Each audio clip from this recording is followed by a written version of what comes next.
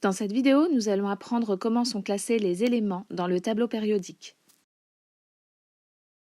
Pour commencer, nous allons définir ce qu'est un élément avec l'exemple du carbone. Alors ici, nous avons un diamant et nous allons imaginer que l'on puisse zoomer suffisamment pour voir ce qu'il y a à l'intérieur. Nous pourrions observer un réseau cristallin d'atomes de carbone. Mais cet atome de carbone peut aussi se retrouver intégré à une molécule, comme ici le dioxyde de carbone, ou encore intégré à un ion comme l'ion hydrogénocarbonate qui est chargé négativement.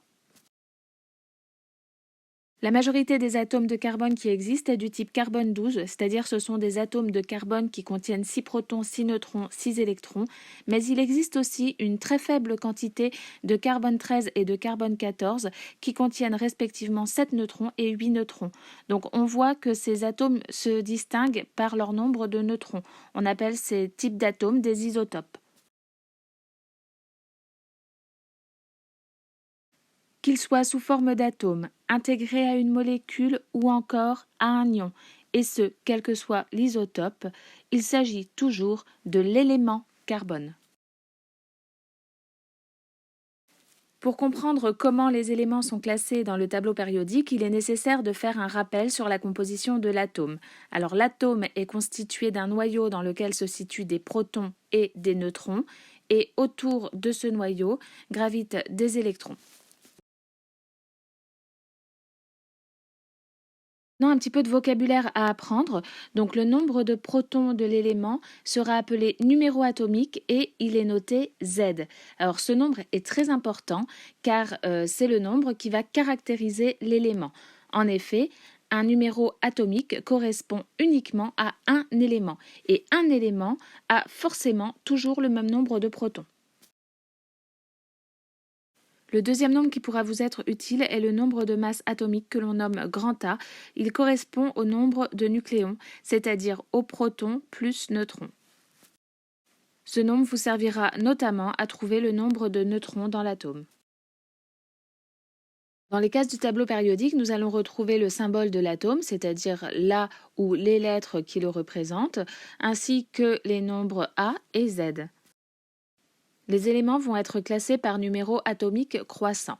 On va donc commencer par le premier élément qui est l'hydrogène.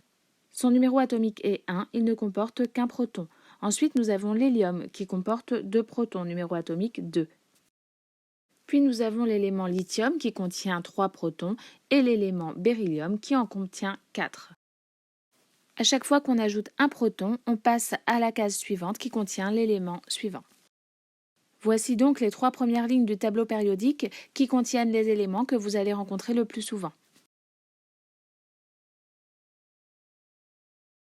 Voici le tableau périodique au complet tel que vous pouvez le rencontrer dans les salles de classe. Alors, on retrouve les numéros atomiques Z et le nombre de masse A, qui ne sont pas forcément au même endroit, mais il y a toujours une légende qui indique leur emplacement. Et puis, on retrouve aussi les 3 premières lignes telles qu'on les a déjà complétées tout à l'heure. Vous avez peut-être été surpris de constater que la masse qui est indiquée dans le tableau périodique contient des décimales. Alors, ça ne signifie pas qu'il y a des centièmes de neutrons. En fait, c'est simplement que cette valeur prend en compte les différents isotopes. Donc, c'est une moyenne qui est pondérée en fonction des proportions de chaque type de carbone. Et cela est valable pour tous les éléments qui contiennent des isotopes. Apprends bien le vocabulaire de cette leçon et à bientôt pour une nouvelle notion.